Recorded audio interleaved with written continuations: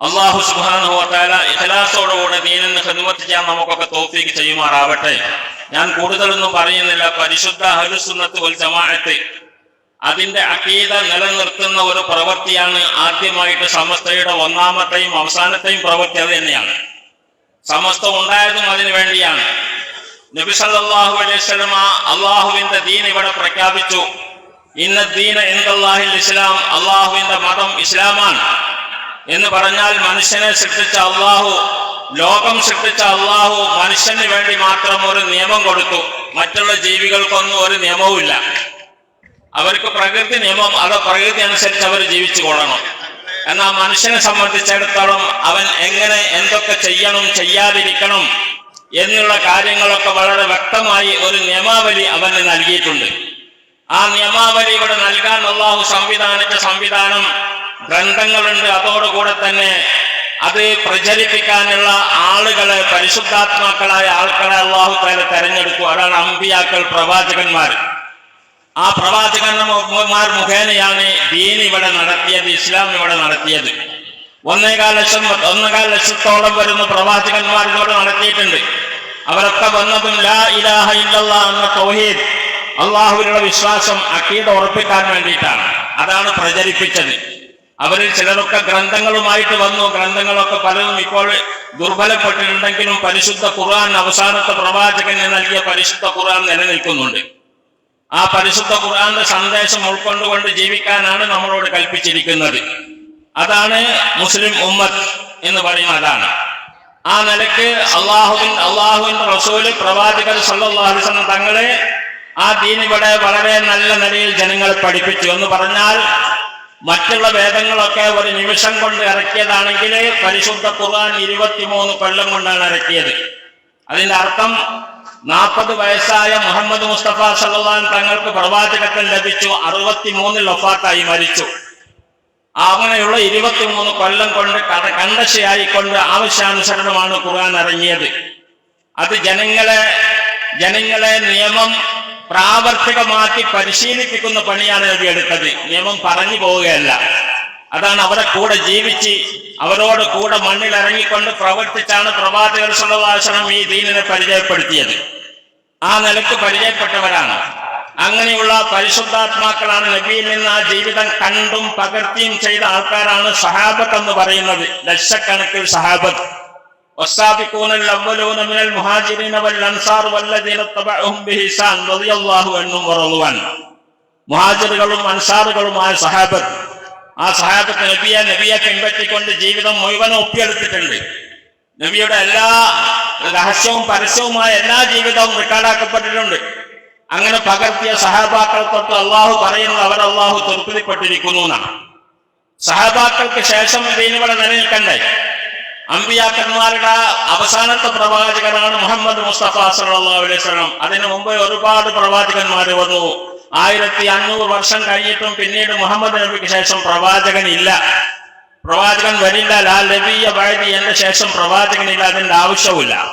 ആ നിലയ്ക്ക് സമ്പൂർണമായി അൽയൗമ അക്മൽതു ലക്കും ദീനക്കും വഅത്മംതു അലൈക്കും നിഅമതി വറദീതു ലക്കും ഇസ്ലാമ ദീന. അല്ലാഹു തആല ആ ദീൻ നബിയുടെ അവസാനത്തോടു കൂടെ പൂർണ്ണമാക്കി തന്നിരിക്കുന്നു എന്ന് ഖുർആൻ ഇറങ്ങി. ഇനി ആ ദീനിൽ ഒന്ന് കൂട്ടാനുമില്ല കുറക്കാനുമില്ല. ആ നിലയ്ക്ക് സമ്പൂർണമായ ഒരു മതം നമുക്ക് അല്ലാഹു തആല തന്നു. ആ മതം ഇനിയും പ്രവാചകനില്ലാതെ തുടരണം, ഖിയാമം വരെ തുടരണം. അതിനെന്താ മാർഗം? പ്രവാചകനില്ലാതെ തുടരാൻ എന്താ മാർഗം? അതാണ് ആ മാർഗം പറയുന്നത്. എന്റെ സഹാബത്തിന്റെ ജീവിതം പകർത്തിയവരാണ്. എനിക്ക് ശേഷം നിങ്ങൾ അവരെ കണ്ടു പഠിക്കണം. അവരെ നിങ്ങൾ കണ്ടു പഠിച്ചാൽ എന്നെ കണ്ടു പഠിക്കുന്നതിന്റെ ഫലം തന്നെയാണ്. എന്നെ പിൻപറ്റിയാൽ എന്നെ പിൻപറ്റിയതുപോലെ തന്നെയാണ് അവരെയാണ് നിങ്ങൾ പിൻപറ്റേണ്ടത്. വല്ലദീന തബഅഹും ബിഹിസാൻ.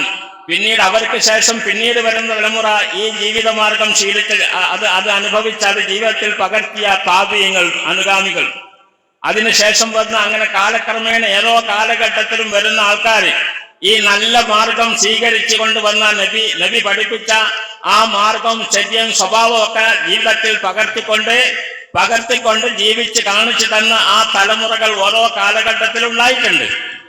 ഖൈറുൽ ഖുറൂനി ഖർനി സുമ്മല്ലദീന യലൂനഹും സുമ്മല്ലദീന യലൂനഹും സുമ്മല്ലദീന യലൂനഹും. എന്റെ നൂറ്റാണ്ടാണ് ഏറ്റവും നല്ല നൂറ്റാണ്ടെന്ന് പ്രവാചകർ സല്ലല്ലാഹു അലൈഹി വസല്ലം. അത് കഴിഞ്ഞാൽ എൻ്റെ അടുത്ത നൂറ്റാണ്ട്, അത് കഴിഞ്ഞാൽ അടുത്ത നൂറ്റാണ്ട്, അങ്ങനെ 3 നൂറ്റാണ്ടുകളെ പ്രശംസിച്ച് പറഞ്ഞു. ആ നൂറ്റാണ്ടുകളിലൊക്കെ മഹാന്മാരായ പണ്ഡിതന്മാർ ഉണ്ടായിട്ടുണ്ട്. അതാണ് ഹദീസ് ക്രോഡീകരിച്ചവര്, ഖുർആൻ ക്രോഡീകരിച്ചവര്, അതുപോലെ ഫിഖ്ഹിന്റെ മസലകൾ എങ്ങനെയാണ് നമ്മളെ പ്രവർത്തന ഇബാദത്തുകളൊക്കെ ചെയ്യേണ്ടതെന്ന് കൃത്യമായി സൂക്ഷിച്ച് വരച്ച് കാണിച്ചു തന്ന മദ്ഹബിന്റെ ഇമാമുകൾ, ഇവരൊക്കെ കാണിച്ചു തന്നാൽ പിന്നെ നമുക്ക് വേറൊരു സംശയമില്ല. ആ മഹാന്മാർ അള്ളാഹുവിന്റെ റസൂൽ പ്രശംസിച്ച കാലഘട്ടത്തിൽ ജീവിച്ച് മരിച്ചവരാണ്.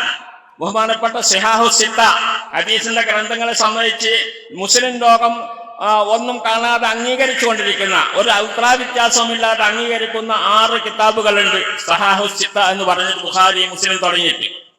അതുണ്ടായത് ഈ കാലഘട്ടത്തിലാ.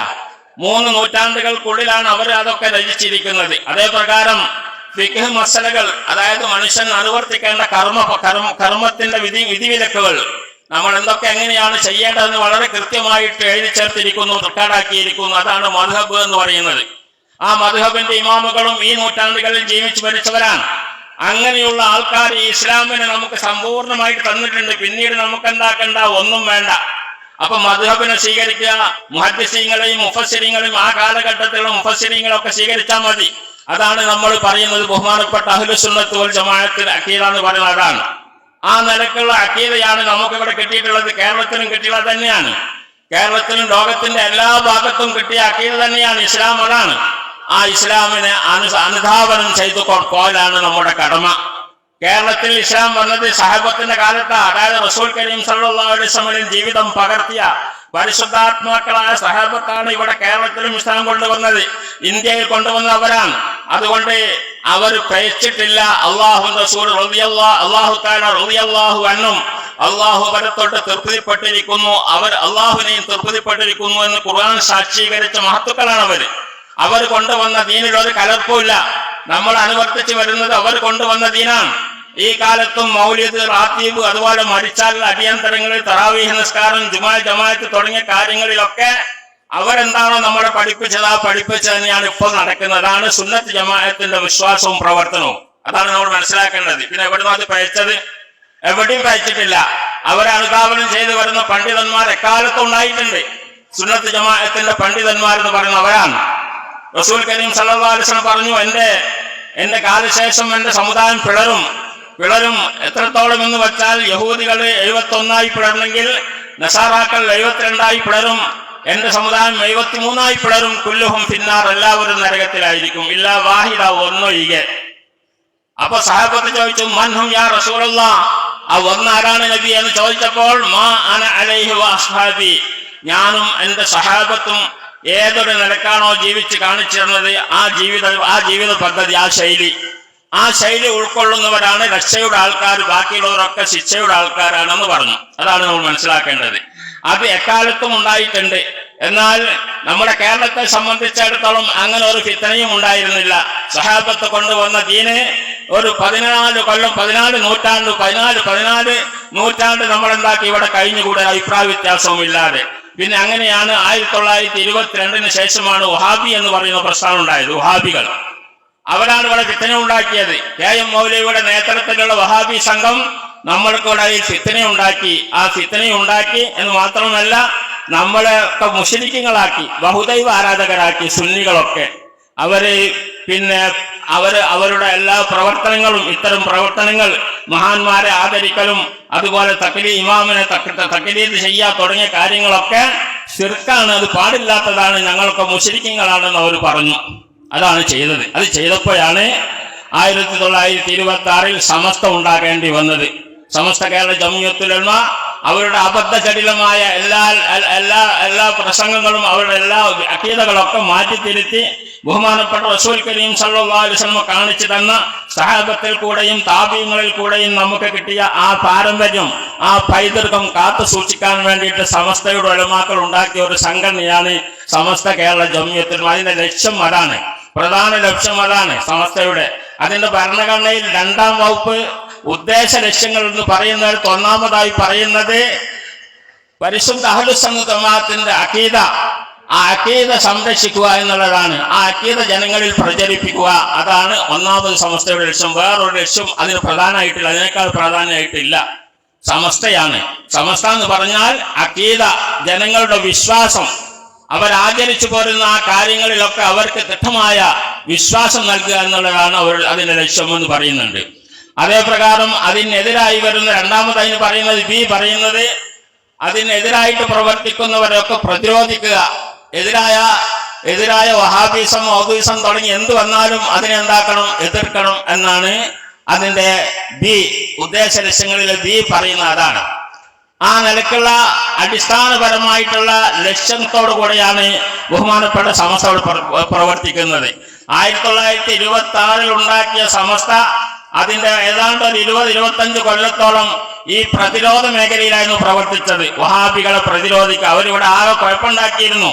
ജനങ്ങളുടെ മനസ്സിലൊക്കെ വിശ്വാസം തെറ്റിച്ചുകൊണ്ടുള്ള പ്രവർത്തനങ്ങൾ വിഫലമായി നടത്തി ആകെ കുഴപ്പമുണ്ടാക്കിയപ്പോൾ അതിനൊക്കെ കെടുക്കാനും പകരം സുന്നത്ത് ജമാഅത്തിന്റെ അഖീദ അടിസ്ഥാനമാക്കിക്കൊണ്ടുള്ള പ്രവർത്തനങ്ങൾ മഹല്ലുകളിലൊക്കെ സ്ഥാപിക്കാനും വേണ്ടി 10-25 കൊല്ലം എടുക്കേണ്ടി വന്നു. അതിനുശേഷമാണ് അതിന്റെ മറ്റ് അജണ്ടകളിലേക്ക് സമസ്ത കടക്കാൻ കഴിഞ്ഞത്. 1951 മദ്രസ പ്രസ്ഥാനം ഉണ്ടാക്കുന്നത്, സമസ്ത കേരള ഇസ്ലാം മത വിദ്യാഭ്യാസ ബോർഡ്. അതുണ്ടാക്കിയതിന് ശേഷം നമുക്കറിയാം, നമ്മുടെ കേരളത്തെ സംബന്ധിച്ചിടത്തോളം ഇസ്ലാമികമായ വിജ്ഞാനം ഒരു മനുഷ്യൻ എങ്ങനെയാണോ മുസ്ലിമായി ജീവിക്കേണ്ടതെന്നുള്ള കാര്യങ്ങൾ അറിയാത്ത ഒരു കുട്ടിയും നമ്മുടെ നാട്ടിൽ ഇല്ലാത്ത അവസ്ഥയിൽ ആ ഒരു നിലപാടിലേക്ക് നമ്മുടെ രാജ്യം പരിവർത്തിച്ചത് സമസ്തയാണ്. മുസ്ലിമായി എങ്ങനെയാണ് ജീവിക്കേണ്ടതെന്ന് പഠിപ്പിക്കുന്നു മദ്രസ പ്രസ്ഥാനത്തിലൂടെ. ആ മദ്രസ പ്രസ്ഥാനം നമ്മൾ എന്താക്കണം, കൊണ്ടുപോകാൻ. മദ്രസ പ്രസ്ഥാനം മുന്നോട്ട് കൊണ്ടുപോകാന്നുള്ള അതിന്റെ പിന്നീട് ആളാണ് വിദ്യാഭ്യാസം. അത് ചെറുപ്പത്തിലെ വിദ്യാഭ്യാസം കൊടുക്കുക എന്നുള്ളതാണ്. ആ വിദ്യാഭ്യാസം കൊടുക്കുന്നു. അതോടുകൂടെ അതിന്റെ ഉപരിതലമായിക്കൊണ്ടുള്ള പള്ളി ദർസുകൾ, അതുപോലെ അറബി കോളേജുകൾ, അങ്ങനെ തുടങ്ങിയിട്ടുള്ള വിദ്യാഭ്യാസ മേഖലയിൽ ശക്തമായി സമസ്ത പ്രവർത്തിച്ചുകൊണ്ടിരിക്കുന്നു. ഇന്ന് 11,000-ൽ പരം മദ്രസകൾ നമ്മുടെ സമസ്തയിൽ അംഗീകരിച്ചതായിട്ടുണ്ട്. അതിന് പുറമെ അറബി കോളേജുകളും അതുപോലെ അനാഥശാലകൾ, ഇങ്ങനെ തുടങ്ങിയ ഒരുപാട് സ്ഥാപനങ്ങൾ മേഖലയിൽ നടന്നിട്ടുണ്ട്. മറ്റുള്ള പ്രവർത്തനങ്ങളും കാര്യങ്ങളും ഒക്കെ തന്നെ ഒരുപാട് വളരെ ലക്ഷ്യത്തോടു കൂടെ തന്നെ വളരെ സമർത്ഥിച്ചുകൊണ്ട് ജനങ്ങളിൽ അത് വേരുറപ്പിക്കാൻ കഴിഞ്ഞ ഒരു സംഘടനയാണ് സമസ്ത കേരള ജംഇയ്യത്തുൽ ഉലമ എന്ന് പറയുന്നത്. നല്ല കാര്യങ്ങൾ ഒരു മനുഷ്യനെ മുസ്ലിമായി ജീവിപ്പിച്ച് മുസ്ലിമായി മരിക്കാൻ വലാ തമൂതന്ന ഇല്ലാ വഅൻതും മുസ്ലിം ഖുർആൻ പറഞ്ഞല്ലോ. ആ മനുഷ്യ മുസ്ലിമായി ജനിച്ചവൻ മുസ്ലിമായി ജീവിച്ച് മുസ്ലിമായി മരിക്കണം. ഇതാണ് അതിന്റെ പ്രധാന ലക്ഷ്യം. വേറെ ദുന്യവിയായ ലക്ഷ്യങ്ങളൊന്നും അതിന് പ്രധാനമായിട്ടില്ല. അതൊക്കെ ഒരു മനുഷ്യൻ ജീവിക്കുമ്പോൾ ഒരു സംഘം എന്ന നിലക്കുള്ള അതുപോലെയുള്ള റിലീഫ് പ്രവർത്തനങ്ങളും ഒക്കെയുള്ള കാര്യങ്ങളൊക്കെ ചെയ്യുന്നു എന്നല്ലാതെ കാര്യമായിട്ട് അതിന്റെ ലക്ഷ്യം ഇസ്ലാമികമായ വിജ്ഞാനം നൽകിക്കൊണ്ട് ഇവിടെ ഇസ്ലാമിന്റെ അടിയുറച്ച വിശ്വാസത്തിൽ ജനങ്ങളെ നിലനിർത്തുക എന്നുള്ള പ്രവർത്തനമാണ് കാര്യമായിട്ട് അതിന് ചെയ്യാനുള്ളത്. ആ കാര്യത്തിൽ അത് വിജയിച്ചിട്ടുണ്ട്, ചെയ്തുകൊണ്ടിരിക്കുന്നുണ്ട്. പിന്നീടുണ്ടായ ഒരുപാട് മാർഗങ്ങളിലൊക്കെ നമ്മൾ ഇടയിൽ ഇറങ്ങി വന്നിട്ടുണ്ട്. കള്ളത്തരീക്കത്തുകൾ അതുപോലെയുള്ള കാര്യങ്ങളൊക്കെ വന്നപ്പോഴും അതിനൊക്കെ അടിച്ചമർത്തിക്കൊണ്ട് നിയമപരമായ മാർഗത്തിലൂടെ അടിച്ചമർത്തിക്കൊണ്ട് സമസ്ത മുന്നോട്ട് പോയിട്ടുണ്ട് എന്നുള്ളതാണ് നമ്മൾ മനസ്സിലാക്കേണ്ടത്. ആ സമസ്ത നമുക്ക് നിലനിൽക്കണം. ആ സമസ്ത ഇവിടെ വേണമെങ്കിലേ ദീനുണ്ടാവുള്ളൂ. സമസ്തയെ വഹാബികൾക്കും മൗദൂദികൾക്കും കയറി വരാനുള്ള ഇടം കൊടുക്കാതെ സമസ്ത അവനെ പിടിച്ചു നിർത്തിയിട്ടുണ്ട്. ആ നിർത്തിയത് അത് ഇനിയും അതിന്റെ കവാടം തുറന്നു കൊടുക്കാൻ നമ്മൾ സമ്മതിക്കരുത്. ആ കവാടം, അടക്കപ്പെട്ട കവാടം ഭദ്രമായി വീണ്ടും അടച്ചുകൊണ്ട് തന്നെ സമസ്തയുടെ, അതായത് പരിശുദ്ധ അഹ്ലുസ് സുന്നത്ത് വൽ ജമാഅത്തിന്റെ അഖീദയിൽ ആളുകളെ കൊണ്ടുവരുന്ന പ്രവർത്തനങ്ങളിലേക്ക് സമസ്ത കഴിഞ്ഞ ഒരു നൂറ്റാണ്ട് പ്രവർത്തിച്ചു.